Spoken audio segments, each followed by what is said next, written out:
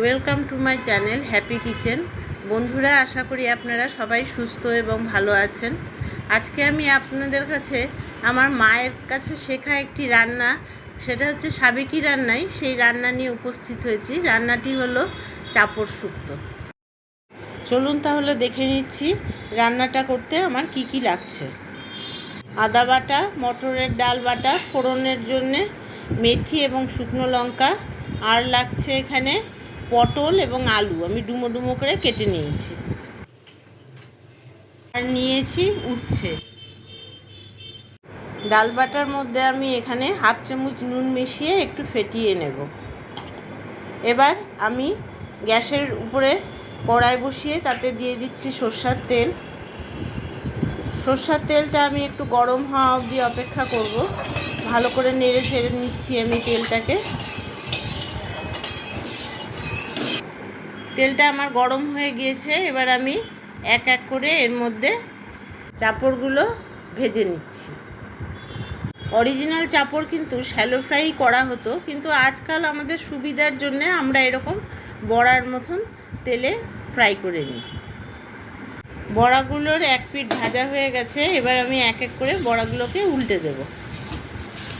বড়াগুলোকে আমি তেলের থেকে উঠিয়ে নিয়েছি এবং ওই একই তেলে আমি উচ্ছেগুলো ছেড়ে দিলাম। উচ্ছেগুলো ছেড়ে দিয়ে একটু নাড়াচাড়া করে এতে আমি অ্যাড করব সামান্য একটু নুন। নুন দিয়ে নাড়াচাড়া করে আমি মিডিয়াম টু লো ফ্লেমে রেখে উচ্ছেগুলোকে ভালো করে ভেজে নেব। উচ্ছেগুলো আমার মোটামুটি ভাজা হয়ে এসেছে। উচ্ছেগুলোকে আমি এবার তুলে নিচ্ছি।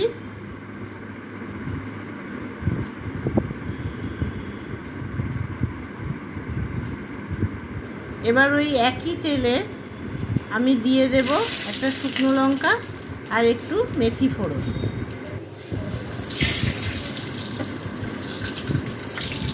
মেথি ফোড়ন দেওয়ার পরে মেথির একটা সুন্দর অ্যারোমা বেরোলে আমি কিছুটা মেথি তুলে ফেলে দেব, কারণ মেথিটা মুখে পড়লে পরে মোটেই ভালো লাগে না, ওর গন্ধটাই ভালো লাগে।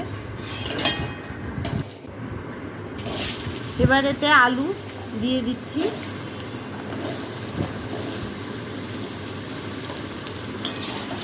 আলুটাকে কিছুক্ষণ নাড়াচাড়া করে নেব। তারপরে দিয়ে দেব পটলের টুকরোগুলো। সবজি দেওয়ার পরে নেড়ে নিয়ে এবার আমি গ্যাসের ফ্লেমটাকে হাই করে নিই।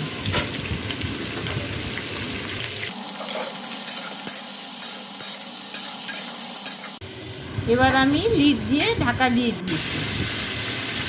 আবার ঢাকনাটা উঠিয়ে আমি এতে অ্যাড করছি নুন। নুনটা যে যার টেস্ট অনুযায়ী দেবেন, তবে আমি বলবো প্রথমেই অল্প নুন দেওয়া উচিত, তারপরে যদি কম হয় মেশানো ভালো, কিন্তু প্রথমেই যদি বেশি হয়ে যায় তাহলে অসুবিধা হয়।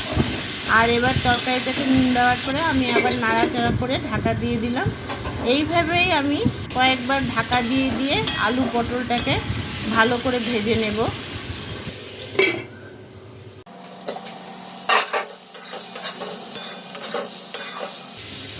তরকারিটা আমার ভাজা হয়ে গেছে এবং আলু পটল দুটোই সেদ্ধ হয়ে গিয়েছে। এবার অ্যাড করলাম আমি উচ্ছেগুলো। এবার অ্যাড করছি চাপড়গুলো। চাপড়গুলো আমি টুকরো টুকরো করে মেশাচ্ছি।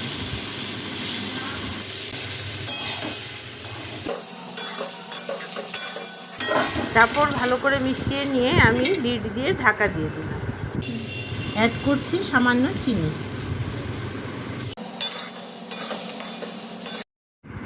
চিনি দিয়ে নাড়াচাড়া করে এবার অ্যাড করছি আমি আদা বাটা।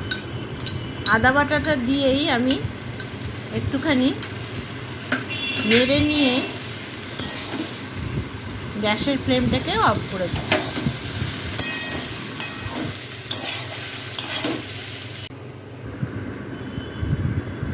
এবার এতে আমি কাঁচা সরষের তেল অ্যাড করলাম।